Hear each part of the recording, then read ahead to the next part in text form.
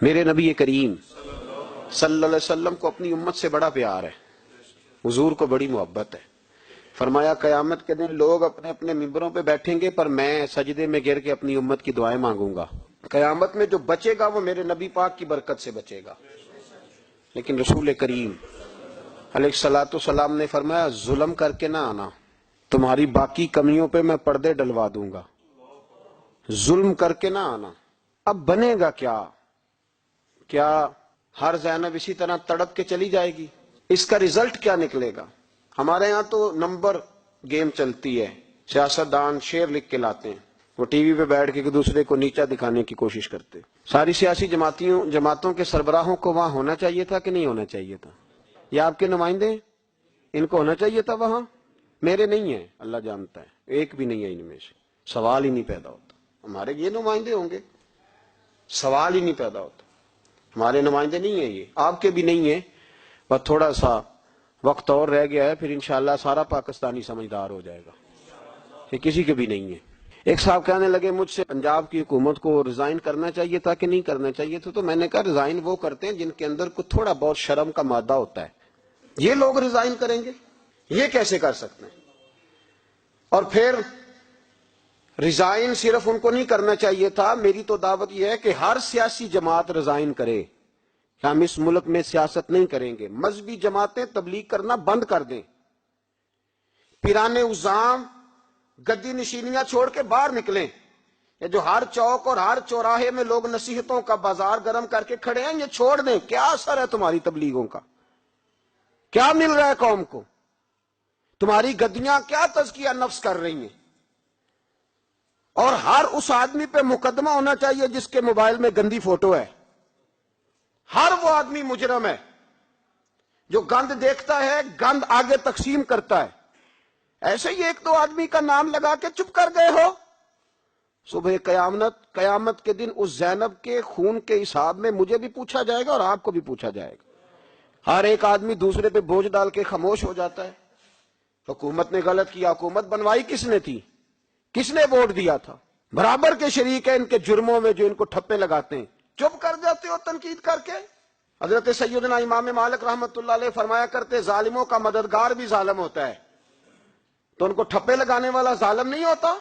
وہ نہیں مددگار ظالموں کا؟ ابھی تک لوگ کہہ رہے ہیں مولانا آپ سخت جملے کہتے ہیں، آپ سخت جملے کہتے ہیں، آپ بچیں۔ میں نے کہا تمہیں پتہ نہیں نا، تمہیں خبر نہیں، تم اس زیادتی کا شکار نہیں ہو، تمہیں کیا پتا۔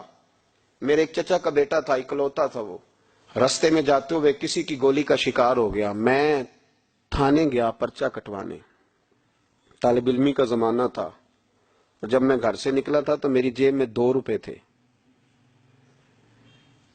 میرے تو ابا جی بڑی دیر پہلے انتقال کر گئے۔ چچا کی یہ حالت تھی کہ وہ بیچارے اٹھنے کے قابل نہیں رہے، ایک بیٹا تھا۔ اور میں جب تھانے گیا تو میں نے پرچہ کاٹنے والے سے کہا کہ قتل ہو گیا ہے، پرچہ کٹوانا ہے۔ اور ڈاکٹر یہ کہتا ہے، ڈاکٹر یہ مسیحا بنے پھرتے ہیں قوم کے، وہ کہتا ہے لاش کو ادھر رکھو اور پہلے پرچہ کٹوا کے لاؤ، پھر پوسٹ مارٹم کریں گے۔ اس نے بھی ایک ٹیلی فون کرنا گوارا نہیں کیا۔ یہ سارے ظالم ہیں الا ماشاءاللہ، یہ سب کٹہروں میں آئیں گے، ان سب کو حساب دینا ہے۔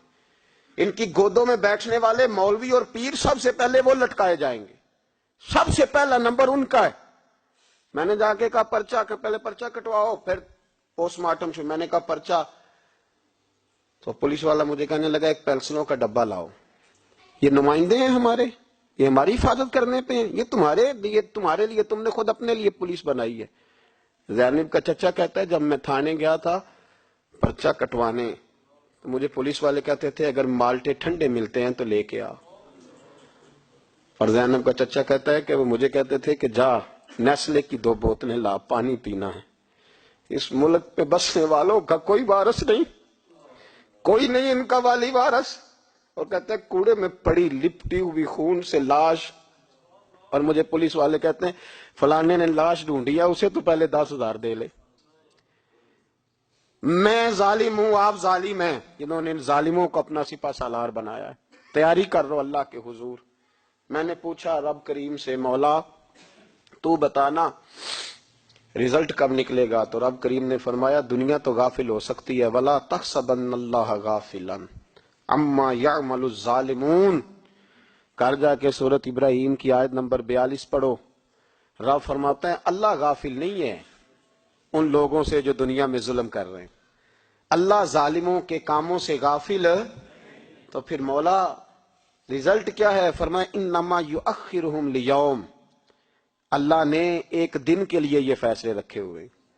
رب روز عدالت نہیں لگائے گا، اللہ نے ایک دن رکھا ہوا ہے. تشخص فیہ الابصار، فرمایا میں ظالموں کو اس طرح لٹکاؤں گا کہ لوگوں کی آنکھیں کھلی کی کھلی رہ جائیں گی.